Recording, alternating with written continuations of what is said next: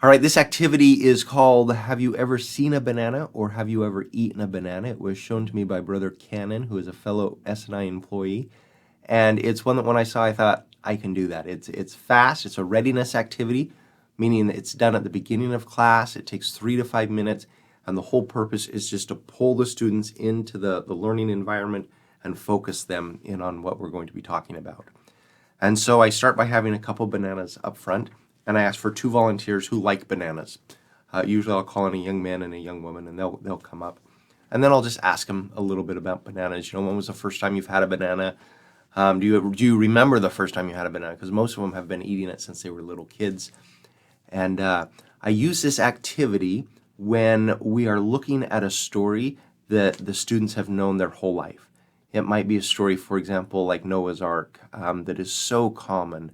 It's one that they might come to, and when they see Noah's Ark, or Noah written on the board, where they might be tempted to tune out because they think they already know everything. It's a story that they've been consuming since they were little kids, and they're like, I know this one already. And so that's when I would use this experience or this readiness. And so I would have the young man and the young woman up front. I would give them each a banana, and I would tell them that they have 2 minutes to examine the banana, to do anything they need to do to find out something new about a banana that they've never noticed before.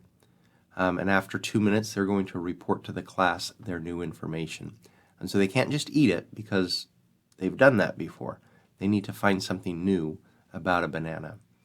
Now, depending on the student, sometimes you could just let it go from there. Sometimes you might want to give them some hints and say, for example, you might want to try to eat the peel if you've never eaten the peel before. You might try to peel the banana backwards if you've never done that. You might look for banana seeds and see if you can find a seed in a banana. You might put your finger down the middle of the banana and see what happens, or you might try to divide this banana. There's a lot of different things that you could maybe guide them to, or just let them go at it and just see if they can figure it out.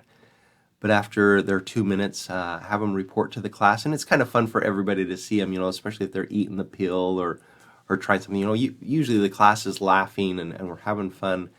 But then as they report to the class, and share something that they've never noticed or experienced with a banana, then you could open it up to the class and you could say, class, how is this little activity that we just did like reading a scripture story that you've read multiple times?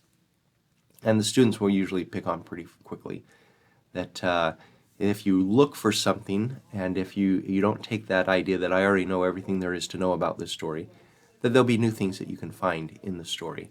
And then I'll just invite them. I'll say, guys, today we're looking at a story that you have been consuming since you were little kids. It's a story that is well known. But just because it is well known does not mean you know everything about the story, or that there's not a principle in that story that we can't walk out of here today knowing that will bless our lives. And so there's my little readiness activity. Like I said, it's a pretty fast one. I've used it multiple times, and it works well at just being something fast, something fun, and yet it focuses the students, and they understand that, hey, he already said it's a story we know. It's not like we've got to keep that in our mind, like I already know this story. Brother or sister so-and-so already mentioned that. I'm looking for something new that I've never seen before. All right, thanks a lot.